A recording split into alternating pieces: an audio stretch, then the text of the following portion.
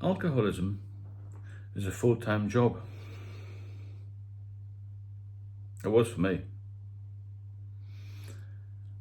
Because in the end, everybody knew I was an alcoholic. But I still had to try and function and hide things and pretend. And my whole day was taken up with planning to drink, drinking, recovering from drink, being anxious, hiding drink, planning to buy more drink, disposing of bottles and cans as quick as I could. When I was married, I was drinking heavily. I was hiding bottles of beer all over the house and the garden shed. At one point I lived in Epping Forest. I used to have a secret stash.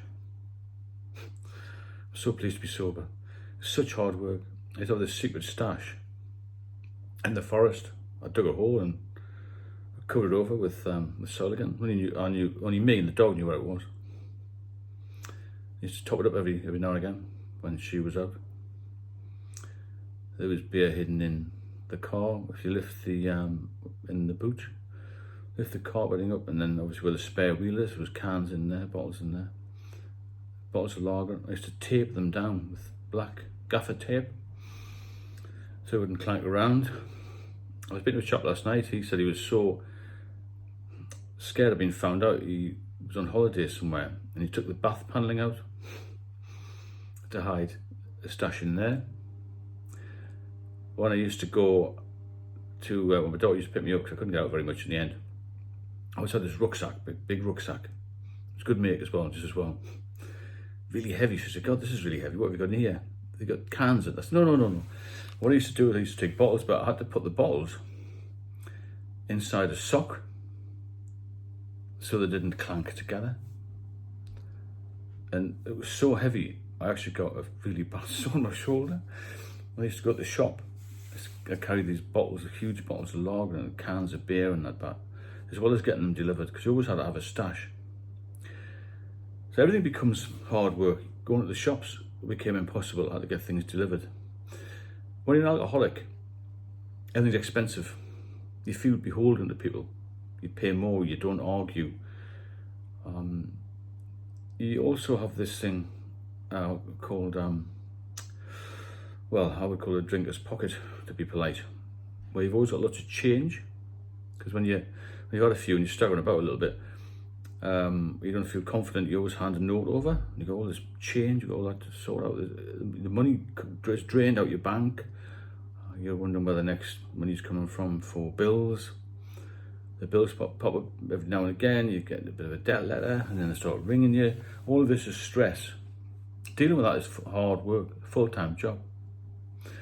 Then you start to get physical problems, start to feel ill. You don't know where you are really, mentally, you're confused, you're depressed, you're not sleeping properly, not eating properly, not speaking to people properly, you're unkempt, you don't wash properly. There's all these things come into it. That's what I mean by hard work, a full-time job. And when you get to the level I did, I had to pre-book taxis, make sure I was in the right place. I had to organise my whole day, make sure I had plenty of drink in the house. In the end, I think I mentioned in another video, I got 40 slabs of Stella. In the end, I was so anxious. The anxiety was a nearly killer for me, to be honest. So when I used to go to Manchester where my daughter is, she used to pick me up, and I thought, well, I've got to have enough stash for 5 days. So I used to put all these bottles in a rucksack and then take a case. She knew what was going on, she must have done. In the end, I had to say to her, look, we need to go to the shops and get more, but what I'm going to do is taper off. I remember going down there for 6 weeks, and she lived in a flat down there. And I was so heartbroken that she had to see me go through all of this, you know. In the end, we used to go and get a case of Stella from the local supermarket, because she knew that if I just stopped, I'd have seizures again. You put your relatives through all of this, your children even, through all of this pain and distress, and it's on your mind all the time. It's an obsession with alcohol, and everything becomes secondary. everything, the money, the relationships, your health, your mental state. And you get to the point where you drink and you know you're killing yourself. That's how strong this addiction is. I know a few people in my local pub where I pop into now and again for a 0% beer. I've got all sorts of health issues, pancreatitis, so I've had strokes, heart attacks, diabetes, all because of alcohol. And they know they're going to die from it early. And I called it slow suicide. But you do it because the addiction's so strong. And I keep going back to this thing. I don't think it's a habit that grows into an addiction through multiple drinking phases, and you get used to it, your body gets used to it, and then you become addict, then you become physically and chemically dependent on it, and then you're caught, and that's when it's going to kill you. That's what takes everything from you. It takes your whole life away. But you'll end up telling lies as well. Where you've been. Have you been out? Because people used to ring me up who were concerned about me. Oh, you sound drunk, you're slurring your speech. Where have you been? Why didn't you answer the phone? All this sort of thing. The reason I never answered the phone was because I was probably in bed, comatose. I had so little sleep the night before, I was sleeping off during the day. And you're not aware of what's going on around you. You don't care.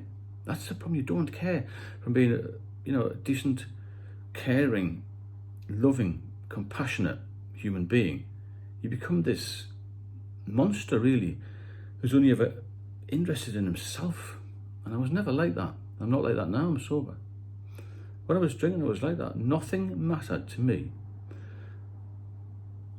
other than getting a drink or going somewhere where I could get a drink. And I was never really drunk, I was doing it just to get me through the day, to function, I really cleaned my teeth. To be honest with you, I went to the dentist about 3 years ago. I mean, I go all the time now.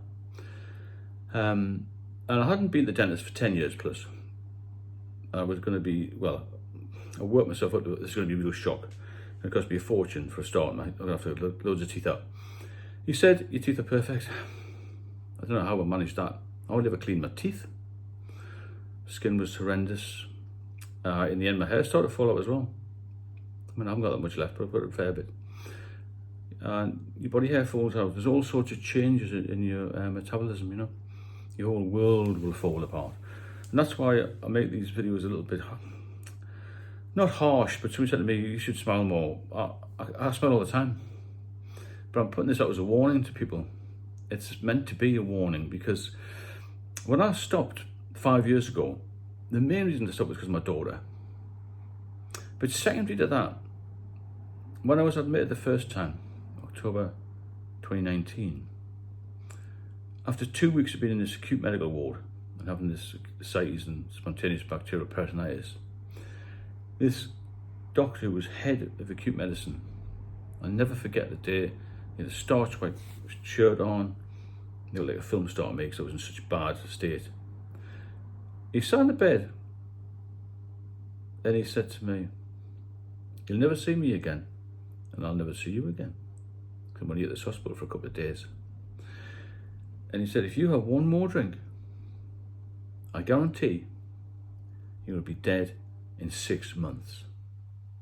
So any thoughts of another drink are quickly dismissed by going back to that day. So I haven't relapsed in 5 years. And I hope I never will, because that will kill you. This alcohol will kill you. If you are getting anything from the channel, if you benefit, then please subscribe. If you know anybody who is struggling, I don't think there's many families who don't know somebody who's not struggling with alcohol. To be honest, there's so many people out there who are struggling with some aspect of it. Then please share the videos and get them involved, because we're building quite a big community here and we can all help each other. There's some very clever people on here comment, a lot cleverer than I am. And let's save a few lives, let's save a lot of lives. That's what the message is. Have a good evening and I'll speak soon.